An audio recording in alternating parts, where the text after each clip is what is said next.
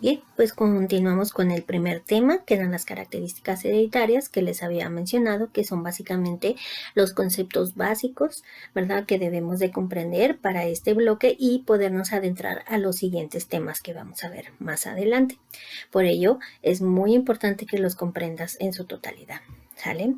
Y bueno, las características hereditarias pues básicamente son aquellos genes, ¿verdad?, que se encuentran dentro de los cromosomas. Recordar que los cromosomas se encuentran dentro del núcleo de las células y que estos genes son los encargados de que se manifiesten los caracteres del individuo, ¿verdad?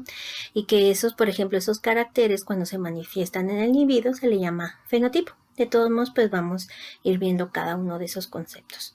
Y bien, estos caracteres pues básicamente se van a heredar de los progenitores a sus descendientes.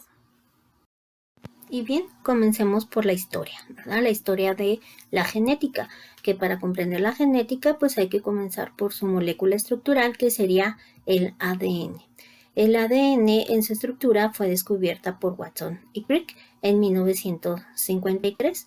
Ellos pues realmente determinan cómo estaban enlazados sus átomos y que esos átomos o esos enlaces, ¿verdad?, entre ellos formaban un tipo de torsión llamado doble hélice del ácido desoxirribonucleico, que sería el nombre químico de esa molécula, ¿verdad?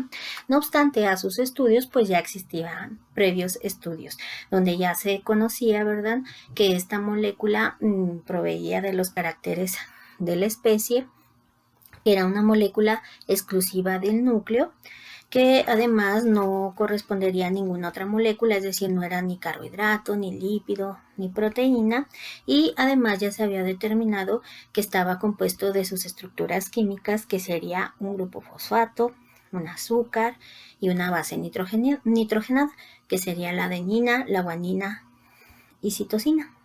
Recuerden que inclusive ustedes ya hicieron una maqueta sobre su estructura. Bueno, no obstante, en sus estudios, ¿verdad?, digamos que ocurrió algo un poquito turbio o un dato curioso. Y es que pues realmente se dice que la estructura de la molécula del ADN fue descubierta por una mujer, ¿sí? Rosalinda Franklin, quien también pues previamente ya estaba haciendo estudios para determinar la estructura del ADN a través de difracción de rayos X, un método un poquito complejo. Y bueno, cuando estaba tratando de determinar la estructura, toma una foto, la llamada foto 51, y se le acerca un compañero que elaboraba con ella, también, que era Wilkins. Y Wilkins le toma una foto de ese ADN, ¿verdad?, en rayos X, sin su permiso. Y además de que se la toma sin su permiso, se la pasa a Watson y a Crick. Y esto pues Rosalinda sin saber nada. Y bueno, pues a través de esa foto, gracias a ella, ellos pueden determinar a través de cálculos matemáticos, ¿verdad?, cómo estaban enlazados esos átomos, su torsión y la estructura del ADN, y que dicho estudio, ¿verdad?, les dio lugar a ganar un premio Nobel de Ciencias, y que en su momento inclusive pues no se le reconoció en ningún momento a Rosalinda Franklin su aportación, hasta pues ya hoy en día, ¿verdad?, por diversos artículos y libros de texto donde pues ya se conoce de esta historia. Y bueno, en todos estos estudios, ¿verdad?, pues se reconoce que esta molécula del ADN es una molécula que todos los organismos la presentan, que todos la tienen en común, y que va a ser la molécula que codifica las características de los organismos, y que esta molécula se va a transmitir a sus descendientes, ¿verdad?, de generación en generación. Bueno, si quieren conocer más sobre la historia del ADN o los trabajos previos para conocer esta molécula, pues pueden consultar el siguiente link. Para ello, pues les recalco que en su contenido de este link no vendrá en el examen, es solo para comprenderlo un poco mejor, ¿sale? Y bien, aquí tenemos una imagen que podemos ver más a fondo de la forma fundamental del ADN, y que la molécula fundamental del ADN sería el nucleótido, como vemos en esa imagen. Y los nucleótidos estarían conformados por un grupo fosfato, como podemos ver ahí, ¿verdad?, que sería un círculo rojo, que está unido a un azúcar, una pentosa, que es la desoxirribosa. está de color azul, y que estas a su vez están unidas a las bases nitrogenadas y que pueden ser diferentes. Y además de que son diferentes, bueno, son 4, únicamente se puede enlazar adenina con timina y guanina con citosina. Y que este tipo de enlaces entre bases nitrogenadas son lo que dan al lugar a la codificación del ADN. En cada individuo, en cada especie, va a ser diferente su secuencia de enlace. ¿Okay? Bien, pues todos estos nucleótidos en su secuencia son los llamados ácidos nucleicos, que van a conformar al ADN y que, como ya previamente lo habían descubierto Watson y Crick, ¿verdad?, están en forma de una doble hélice. Ok, esa larga molécula de ADN, pues realmente se va a encontrar dividida en arreglos compactados llamados cromosomas, como podemos ver en esa imagen, vea una larga cadena de ADN en forma de doble hélice que se va enrollando para conformar a los cromosomas que se encuentran dentro del núcleo, ¿verdad? Es decir, estos cromosomas se van a encontrar en todos los núcleos de nuestras células. Y también estos cromosomas, como dato particular, pues van a ser en número diferente para cada especie. No sé, a lo mejor en las abejas son 80 cromosomas, en las palomas son 155 cromosomas, etc. Y en el caso del ser humano, como ya lo hemos visto varias veces, ¿verdad? Recuerden, estamos constituidos por 46 cromosomas, donde están predeterminados al momento de la fecundación, donde 23 cromosomas que provienen del padre y los otros 23 cromosomas que provienen de la madre. Y bueno, ¿qué realmente va a suceder durante la fecundación? En la unión de esos 23 cromosomas que vienen del padre y los otros 23 cromosomas que vienen de la madre, se van a empezar a ordenar de forma homóloga. ¿Qué es homóloga? Que se van a empezar a juntar en su forma más parecida, ¿verdad? Y ordenada, porque pues como podemos ver ahí, pues hay de diferentes tamaños, uno más largos, otro más cortos, etcétera, etcétera.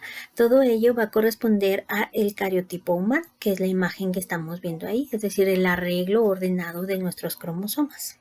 ¿Okay?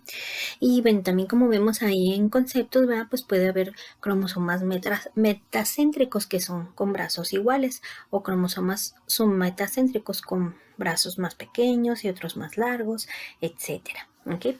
Bueno, para que nos demos una idea de cómo se manifiestan estos cromosomas en nuestros caracteres, es que, por ejemplo, digamos que el primer par cromosómico me va a determinar mis características faciales. No sé cómo van a ser mis ojos, mi boca, mi nariz, etc.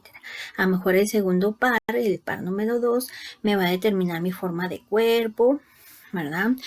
Mi estatura, mi tipo de mi coloración de piel, etcétera, etcétera.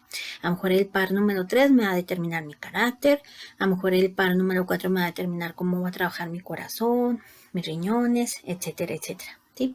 Pero realmente no sucede así. Realmente sí, todos los caracteres están todos intercalados, ¿verdad? No es nada más así un ejemplo muy burdo. ¿Ok? Bueno, por ejemplo, si una particularidad que vamos a tener en nuestro cariotipo humano es que en el último par, el par 23, pues ahí se va a determinar el sexo, ¿sí? Que va a estar determinado por X o por Y, como vemos ahí resaltado de rosa. Por ejemplo, cuando se tiene un cromosoma muy largo, va a corresponder a X, ¿verdad? Y cuando se tiene un cromosoma muy corto va a corresponder a Y, pero obviamente tiene que estar en par, de tal manera que un individuo que tenga dos cromosomas largos, es decir, va a tener XX, va a determinar que es de sexo femenino, ¿ok? Un individuo que, por ejemplo, tenga un cromosoma largo y un cromosoma corto, pues va a dar lugar a X y Y, por lo tanto se va a definir como un sexo masculino. ¿Okay? Esto, por ejemplo, nos va a ayudar a comprender las leyes de Morgan y de Sutton, donde pues muchos otros caracteres también están incluidos en esos cromosomas X y Y, ¿verdad? Y por lo tanto, pues ciertos caracteres van a estar definidos por el padre o por la madre, ¿sí? Ya sea, no sé, un determinado tipo de característica física o bien una enfermedad, ¿vale? También otro tema que nos va a ayudar a comprender viendo esta imagen del cariotipo serían las mutaciones. ¿Qué van a ser las mutaciones? Pues son errores que se presentan en estos pares cromosómicos. No sé, a lo mejor en el cromosoma 1 falta una parte del cromosoma, entonces sería una deleción, o bien un bracito del cromosoma 1 se va al cromosoma 10 y viceversa, ¿verdad? Eso sería un intercambio, o bien simplemente un error en la secuencia, ¿verdad? O bien otro ejemplo que es muy común es en el par 21, donde por ejemplo se tiene un cromosoma de más que da lugar a personas con síndrome de Down. Pero bueno, ya ese tema lo veremos más adelante, ¿sale? Bien, aquí podemos ver una imagen más cerca de un cromosoma y podemos ver que está constituido por bandas claras y por bandas más oscuras. Además de ello, podemos ver que tienen diferente grosor, unas son más gruesas y otras son más delgadas, ¿verdad? ¿Qué van a constituir cada una de esas bandas? Pues van a ser secuencias específicas de nucleótidos que me van a dar una característica específica en el individuo. ¿Ok? De tal manera que cada una de esas bandas también se le conoce como gen. Por lo tanto, dentro de un cromosoma puede estar constituido por cientos o miles de genes. Un ejemplo sería, a lo mejor la primera banda me va a determinar cómo van a ser mis orejas. La segunda banda a lo mejor me va a determinar mi capacidad intelectual. La tercera banda a lo mejor me va a determinar cómo van a funcionar mis pulmones, ¿verdad? Y así sucesivamente. Para ello, recuerden que los genes se transmiten durante la fecundación de los progenitores a los descendientes y que a este proceso se le conoce como herencia.